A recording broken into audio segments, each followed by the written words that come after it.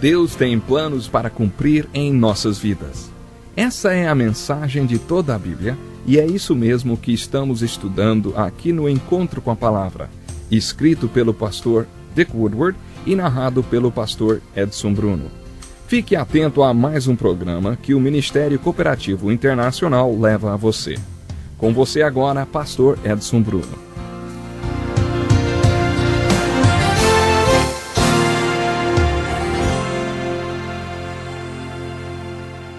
É um prazer muito grande estar com você mais uma vez. No encontro de hoje estudaremos a lição intitulada Reis e Profetas. Os livros 1º e 2º Samuel, 1º e 2º Reis e 1º e 2º Crônicas são denominados livros histórico-literários do reino. Originalmente, cada par desses livros era considerado um só.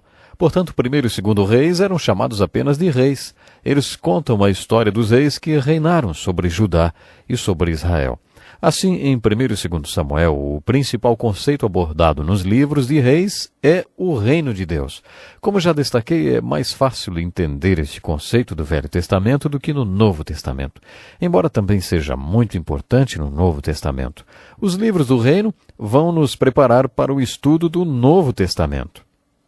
O conceito do reino de Deus significa simplesmente que Deus é um rei e que tem um reino. Deus queria ser o rei desse povo separado, o povo hebreu.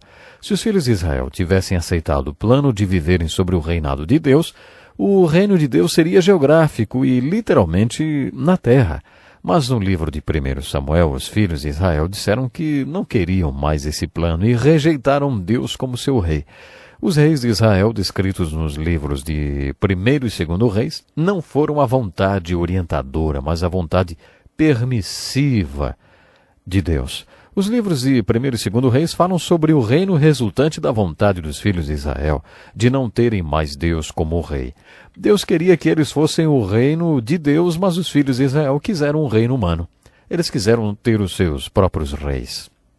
No livro de 1º Reis, lemos sobre a divisão desse reino humano e no livro de 2º Reis, lemos como esses dois reinos separados foram tomados. Gostaria de lembrar, mais uma vez, que esses são os livros históricos e que buscamos exemplos e alertas contidos neles para nossas vidas. Encontraremos muitos alertas nos livros de Reis. Todos esses alertas ou avisos existem porque os reis foram maus e corrompidos e as consequências para o povo foram impressionantes. À medida que você lê as consequências resultantes do governo desses reis, lembre-se que Deus não foi responsável pelos reis. Lembre-se que Deus também não foi responsável por todas aquelas consequências. O povo foi responsável porque escolheu ter reis. E esses reis foram responsáveis pelas perversidades que cometeram. Os dois livros de Reis são importantes porque relatam a divisão, a queda e a tomada do reino. Poderíamos chamar o 1º e o 2º livros de Reis de ascensão e queda da nação hebraica. Há alguns versículos extraordinários no 2º livro de Reis. O versículo 2 do capítulo 17 descreve a escravidão do reino do norte pelos assírios. Os assírios conquistaram Israel, que eram as 10 tribos localizadas ao norte de Israel. Essas 10 tribos foram levadas cativas para a Síria. Pelo menos nas Escrituras, essas 10 tribos que formavam o reino do norte não são mais citadas. São as 10 tribos perdidas de Israel. Na verdade, todo o capítulo 17 descreve o fim do reino do norte com o cativeiro dos assírios. No capítulo 25 do 2º livro de Reis, lemos sobre o terrível cativeiro do reino do sul por Nabucodonosor e os babilônios. Quando Jerusalém caiu, aqueles que não tinham sido mortos foram levados cativos para a Babilônia. Ciro o Grande, imperador persa, foi tocado pelo Deus Todo-Poderoso e decretou a liberdade para todo hebreu cativo na Pérsia, deixando-os voltar para Israel para reconstruir seu templo, sua cidade, seu país. A seguir estudaremos os livros históricos pós-cativeiro. Esdras, Neemias e Ester contam o retorno do cativeiro babilônico de alguns dos filhos de Israel. O livro de Ester conta alguns fatos ocorridos na Médio-Pérsia entre os filhos de Israel que tinham escolhido não retornar para Israel. Depois de estudarmos o livro de Ester, teremos concluído o estudo dos livros históricos do Velho Testamento. todos os profetas que escreveram os livros proféticos do Velho Testamento encaixam-se em algum lugar dentro do contexto dos livros históricos do Velho Testamento. Vamos conhecer esses profetas depois de estudarmos os livros poéticos do Velho Testamento. É um desafio descobrir o tempo e o contexto histórico onde cada um desses profetas se encaixam. Sugiro que você faça um quadro para visualizar a localização de cada um deles dentro desse contexto histórico. Além da sua importância histórica, os livros de Reis possuem lindos exemplos e alertas. No estudo desses dois reinos encontramos algumas das pessoas mais importantes que já viveram, os profetas. Vamos usar um minuto do nosso tempo para observarmos o que significa ser um profeta. A palavra profeta literalmente significa que fala por Deus. Essa palavra é composta de duas palavras que significam posicionar-se diante de e fazer brilhar. É isso que os profetas faziam. Foi Moisés quem recebeu a palavra de Deus, mas a partir de Josué os profetas receberam a ordem de pregar a palavra que já tinha sido dada a Moisés. Por isso, a partir de Josué, vemos os profetas pregando a palavra escrita de Deus. Os profetas também tinham revelações. Eles anunciavam a palavra de Deus. Eram pregadores. Em algumas ocasiões, o profeta tornou-se como um homem do tempo espiritual porque previa alguns fatos. O profeta frequentemente previa fatos que iriam acontecer. Essa dimensão do ministério do profeta nos fascina. Geralmente, quando falamos de um profeta, pensamos em um vidente espiritual.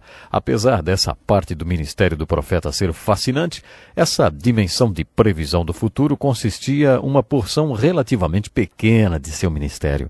A função principal do profeta era pregar a palavra de Deus. Eles deveriam se posicionar diante da palavra de Deus e fazê-la brilhar para o povo de Deus. Os pregadores ou profetas eram professores que deveriam responder às perguntas do povo sobre a palavra de Deus e também ensinar as Escrituras ao povo. O papel do profeta era exortar o povo a fazer o que as Escrituras ordenavam. Os profetas falavam em nome de Deus quando o povo precisava ser desafiado quanto à maneira como estava vivendo. Muitas vezes os profetas falavam em nome de Deus quando o povo não estava obedecendo a palavra de Deus. Você provavelmente já está familiarizado com os profetas. No primeiro livro de Reis, o exemplo mais importante é Elias. Ele também é o exemplo mais importante de um profeta no segundo livro de Reis. Você deve estar lembrado que quando estudamos o livro de Juízes, eu disse que Josué não preparou um sucessor. Nem os juízes que julgaram durante tanto tempo prepararam seus sucessores. Você está lembrado que eu disse que a razão de haver tantas quedas, tantos erros, era porque a liderança estava falida? Elias foi um exemplo de liderança porque preparou o seu sucessor. Quando seu ministério chegou ao fim, ele tomou a sua capa e a colocou sobre outro homem. Esse outro homem também se tornou um grande profeta. Seu nome era Eliseu.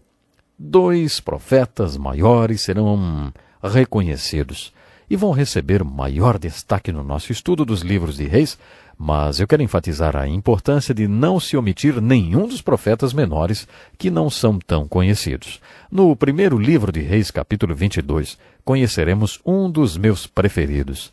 O seu nome é Miqueias. Quando o reino foi dividido, os reis dos 2 reinos separados às vezes se uniam, mas na maior parte do tempo eles eram inimigos.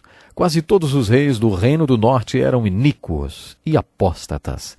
Mas o reino do sul, vez por outra, teve bons reis. Esses reis não foram tão bons quanto Davi, mas alguns deles eram homens de Deus.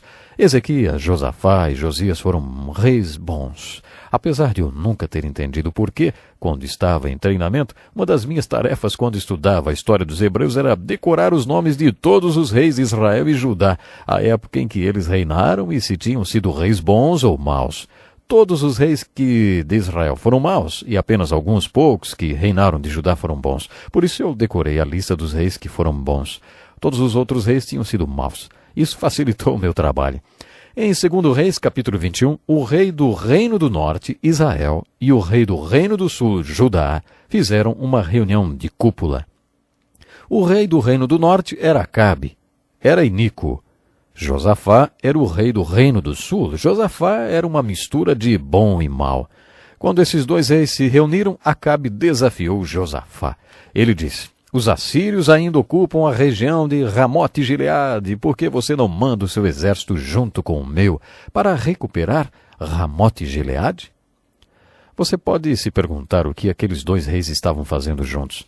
Depois que conhecemos esses dois reis, não dá para deixar de perguntar o que Josafá estava fazendo com um homem como Acabe. Acabe era totalmente corrompido e era casado com a rainha Jezabel. Acabe e Jezabel tinham 450 profetas pagãos e ímpios, eram profetas de Baal, e outros 400 representavam outras deidades. Eles tinham ao todo 850 profetas falsos. Quando Acabe apresentou seu desafio para Josafá, saiamos e lutemos contra os sírios juntos, Josafá disse. Você consultou os profetas? Nesse ponto da história, era uma tradição consultar os profetas para qualquer movimento que se fizessem. Acabe disse, você quer profetas? Então você vai ter profetas. Eu tenho uns 850 profetas por aqui. Acabe perguntou aos seus profetas, devemos sair e lutar contra os sírios? Aqueles profetas de Acabe, de Jezabel, não eram profetas de Deus, como aqueles que já descrevi. Esses profetas pagãos então disseram, sim, podem sair para a luta contra os sírios. A vitória será de vocês. Um desses profetas falsos chamava-se Zedequias e colocou chifres de ferro na cabeça e falou, é assim que você destruirá os sírios quando sair para lutar contra eles. Josafá chamou Acabe de lado e disse, sabe, eu acho que esses profetas são muito exagerados, especialmente esse aí com os chifres. Eu gostaria de saber se há algum profeta do Senhor entre esses profetas. Você tem algum profeta de Israel, um verdadeiro profeta? Eu não acredito nesses profetas aí, viu? Não tem nenhum profeta verdadeiro de Israel aqui? Eu não confio nesses profetas aí. Acabe respondeu, tem um profeta que não está aqui agora, mas eu o odeio, porque ele não profetiza nada de bom, ele sempre profetiza coisas ruins para mim. Josafá perguntou, qual é o nome dele? Vá chamá-lo. Acabe acabou respondendo, o seu nome é Micaías. Mesmo relutante, Acabe mandou uma mensagem para Micaías, mandando chamá-lo. Quando o mensageiro estava voltando para o palácio com Micaías, disse, os 850 profetas disseram que o sinal está verde. Lutem contra os sírios porque vocês terão vitória. Por isso Micaías, pelo menos uma vez na vida, vê se concorda com os profetas de Acabe. Micaías respondeu, eu vou falar o que Deus me mandar falar. É uma pena, mas agora terei que interromper o nosso estudo. O relógio na minha frente não tem piedade, está me dizendo que meu tempo já acabou. Junte-se a nós em nosso próximo encontro com a palavra, quando veremos a maravilhosa história desse profeta desprezado, ignorado e humilhado, que falou em nome de Deus, sem se importar o que lhe custaria ser um instrumento de Deus para anunciar sua palavra para os reis de Israel e Judá. Programe-se. Sim, programe-se para estar conosco no próximo encontro com a palavra. Eu tenho certeza que Deus tem bênçãos especiais para você. E acredite, vale a pena obedecermos a Deus. É a melhor coisa que podemos fazer na vida. Até o nosso próximo programa. Que lição importantíssima. Obrigado, pastor Edson Bruno. Prezado ouvinte, coloque em prática o que você ouviu aqui. Sem dúvida, sua vida será grandemente abençoada. Este é um estudo escrito pelo Dr. Dick Woodward, na voz do pastor Edson Bruno. Escreva-nos e solicite o material. Nosso endereço é Encontro com a Palavra, Caixa Postal 2011, CEP 89201-970, Joinville, Santa Catarina. Até o nosso próximo encontro com a Palavra.